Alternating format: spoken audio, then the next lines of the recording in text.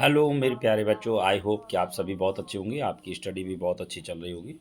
मैं रामरूप सर सफलता coaching classes Lahore से आपके लिए tenth science social science tenth social science का चैप्टर 4 कृषि का लेक्चर 4 लेकर आया हूँ। इससे पहले लेक्चर 3 तक मैंने 23 क्वेश्चन अपलोड कर दिए थे, जिसमें आपका कॉपी क्या है उसका उत्पादक क्षेत्र रह गया था। तो उत्पादक क्षेत्र है, इसकी खेती नीलगिरी की पहाड़ियों के आसपास कर्नाटिक कर्नाटक, केरल और तमिलनाडु में की जाती है। बागवानी की फसलें किन्हें कहते हैं? सब्जी, फल और फूलों की गहन कृषि बागवानी कहलाती है। भारत का मटर, फूल गोभी, प्याज, बंद गोभी, टमाटर, बैंगन और आलू उत्पादन में प्रमुख स्थान है। विश्व में सबसे अधिक फल एवं सब्जियों का उत्पादन भारत में होता है। भारत की एक खाद्य फसल चावल है। अखाद्य फसलें रबड़ क्या है? रबड़ की खेती भूमध्य रेखीय उष्ण एवं उष्ण उष्ण जलवायु वाले प्रदेशों में की जाती है। इस कृषि के लिए गर्म एवं आर्द्र जलवायु की आवश्यकता होती है। इसके लिए 25 डिग्री सेंटीग्रेड से अधिक तापमान की आवश्यकता होती है। इसकी कृषि के लिए 200 रोगों से अधिक वार्षिक वर्षा की आवश्यकता होती है। 200 रोगी से अधिक भाषा। उत्पादक क्षेत्र क्या है? केरल है, तमिलनाडु, कर्नाटक, अंडमान निकोबार द्वीप समूह और मेघालय में गारो पहाड़ियों में उगाया जाता है। नेक्स्ट देखिए आप इसमें नेक्स्ट क्वेश्चन क्या है?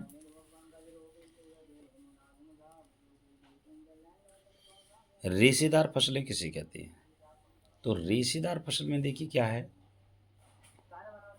कपास, जूट, कपास, जूट, सन और प्राकृतिक रेशम भारत में उगाई जाने वाली 4 प्रमुख रेशेदार फसलें हैं।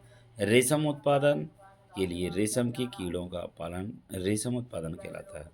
कपास क्या है? कपास की खेती के लिए उच्च तापमान होना चाहिए। इसकी कृषि के लिए हल्की वर्षा की आवश्यकता होती है। लावा की काली मिट्टी तथा दोमट मिट्टी कपास की खेती के लिए आवश्यक है।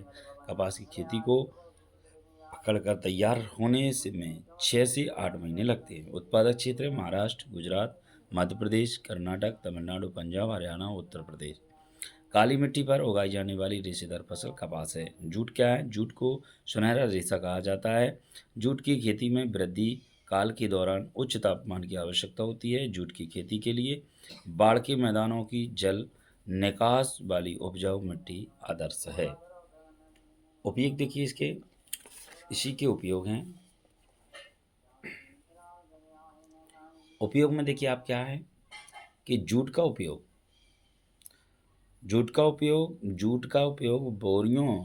बोरियां, चटाई, रस्सी, तंतु, धागे या वह गलीचे आदि के निर्माण में होता है। दस्तकारी की वस्तुओं के निर्माण में भी जूट का उपयोग होता है। प्रौद्योगिकी और संस्थागत सुधार कौन कौन से किए गए हैं? स्वतंत्रता के पश्चात भारत में किसानों के हित में कई संस्थागत सुधार कार्यक्रमों को शुरू किया गया है, जिनमें खेतों की चकबंदी, जमींदार प्रथा की समाप्ति, फसल बीमा योजना, ग्रामीण बैंक एवं सहकारी समितियों की स्थापना, किसान क्रेडिट कार्ड, कृषि कार्यक्रम का प्रसारण, न्यूनतम सहायता मूल्य में एवं खरीद मूल्यों की घोषणा आदि मुख्य हैं।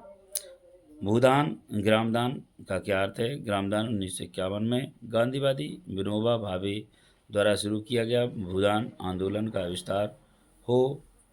भूदान का मतलब था बड़े भूस्वामियों द्वारा भूमिहीनों के लिए भूमि का दान, लेकिन ग्रामदान का अर्थ है पूरा गांव अपनी जमीन को एक आम ट्रस्ट के तहत रखेगा, जिसे ग्राम सभा या ग्राम समिति कहा जाता है। राष्ट्रीय खाद्यान्न सुरक्षा प्रणाली के घटक फसल स्टार्ट व सार्वजनिक वितरण प्रणाली है। भारतीय अर्थव्यवस्था की रीढ़ की हड्डी कृषि है।